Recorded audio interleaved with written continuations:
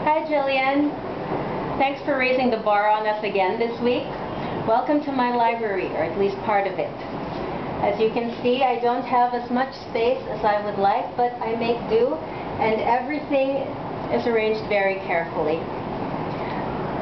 Okay, these are now my top 10 YA novels. The first is from the mixed up files of Mrs. Basil E. Frank. I'm laughing right now because my brother, who was supposed to help with the cue card, forgot to drop the first cue card. And no, we are not going to cut this and do this again. Alright, this is the first book I ever bought for myself. The first standalone novel. Before this I was just reading things like Sweet Valley Twins and Sweet Valley Kids and my mother's Nancy Drew books. And until I bought this book, I don't think I realized that books could be this great. It still sets the standard for me, even if unconsciously, when it comes to YA novels and maybe all novels. What I really like about it is that there are a brother and sister who run away to a museum and who come back changed by the experience. If you think about all the kids who go on field trips to museums every year, they don't get as changed as Claudia and Jamie do. Very lucky. Okay, the next book, thank you Cue Card Boy, is A Swiftly Tilting Planet by Madeleine L'Engle. Okay, this is a book about time travel.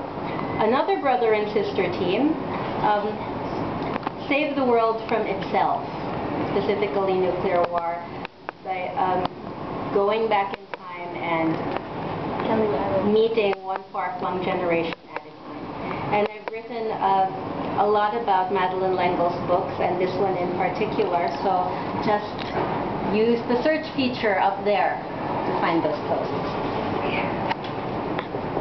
And I hope my cameraman didn't actually make the camera look at the ceiling. Did you make the camera look at the ceiling? You did, thanks a lot. I mean the nav bar, not the ceiling. Okay. Next book is Island of the Blue Dolphins by Scott Odell, about a girl who is stranded alone on an island for many years. She also starts out with a brother, but he dies. He gets eaten by, no, not eaten, but killed by wild dogs.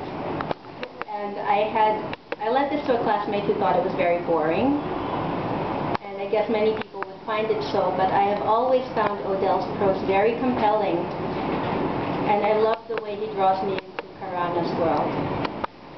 What's interesting about this is that he did not originally write it as a YA novel. He wrote it for adults, and his editor recommended that it be marketed to children, which was a really good move. It won the Newbery Award. Okay, next book, which I actually don't think is the next book. I think my cue card boy forgot. Oh, sorry. Yes, he forgot.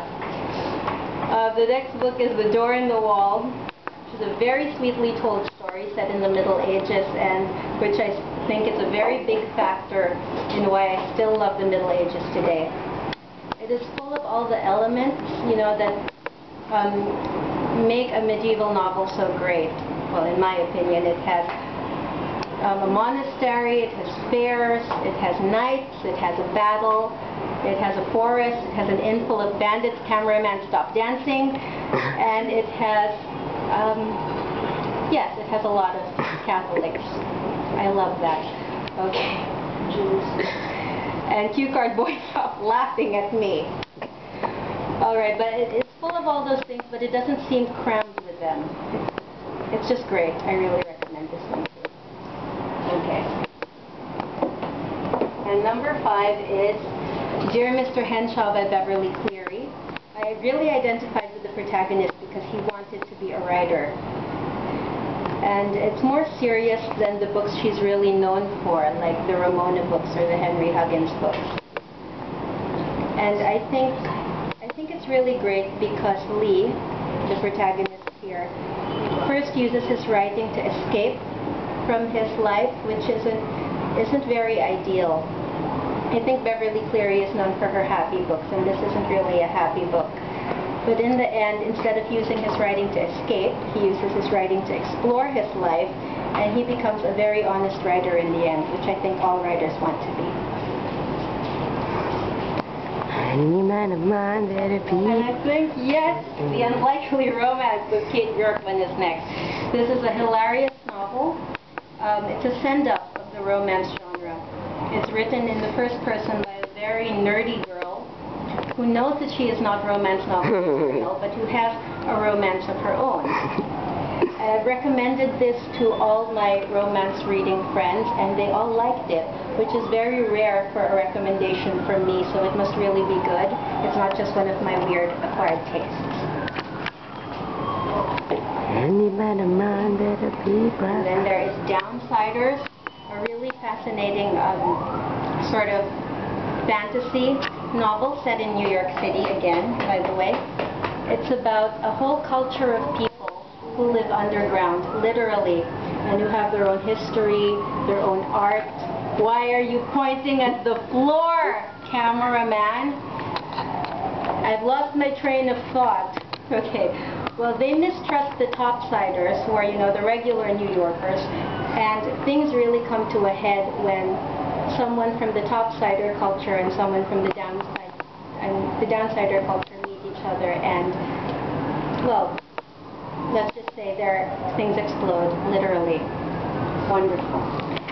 But what I like best about this is that Neil Shusterman really made me believe that a world like this could exist, and he made me believe in the characters in it. Okay, and then there is Sixth Grade Secrets. What I like about this book is that it gives me the kind of 80s nostalgia that I usually only get from, you know, movies. This one was published in 1987, and these kids were eating the kind of snacks I used to eat and getting into trouble for the same kind of pranks I used to pull, even if only in my imagination. Come closer, cameraman, they won't be able to hear my voice. Closer, closer. I don't believe this. Alright, let me interrupt this vlog to tell everybody that if you can afford to hire professional help, please do. Don't be cheap and ask your little brothers to help you out. Okay, I recently saw a new edition of Sixth Grade Secrets, and I worry that they modernized it too much. There is one part where one of the characters gets a very 80s hairstyle. She is permed all over, and it would break my heart if that was taken out of the story to make it more modern. You're the slowest cue card boy in the world, do you know that? Oh, really? Are you sure you should have dropped that card? Yeah. Really sure you should have dropped that card? Yeah. Good. Okay. And now we have Crash by Jerry Spinelli. He's more famous for Maniac McGee, but I like this better than Maniac McGee. It has two main characters, one of whom is a very popular athlete. He's on the football team. He's very good looking. And the other character, his neighbor, is a really scrawny kid who's a vegetarian because he doesn't like hurting animals, has a pet turtle, and who got on the news because he was hugging trees, if I remember correctly. And I think it's nice that they learn to be friends. And my last novel is one of the best books I have read. Even when I'm old, One of the best books I've ever read in my entire life, The Other Shepherds by Adele Griffin. It's about two sisters who were born to middle-aged parents after their three older siblings died in a car crash. Okay, they're supposed to be their parents' second chance, but they sometimes feel like their parents' anticlimax because the three older siblings were, you know, pretty old. They were all teenagers. They were the perfect family, and these two have to learn to deal with the ghosts in their lives. I like this book so much, the year that I read it, that I bought an extra copy so I could pass it around at school with my students. But the first student I lent it to never gave it back. It must have been that good. Better be proud of me. That's the end. That weird singing is my brother, the cameraman. Okay, Jillian, I hope you liked this live blog of my top 10 picks for the week. Bye!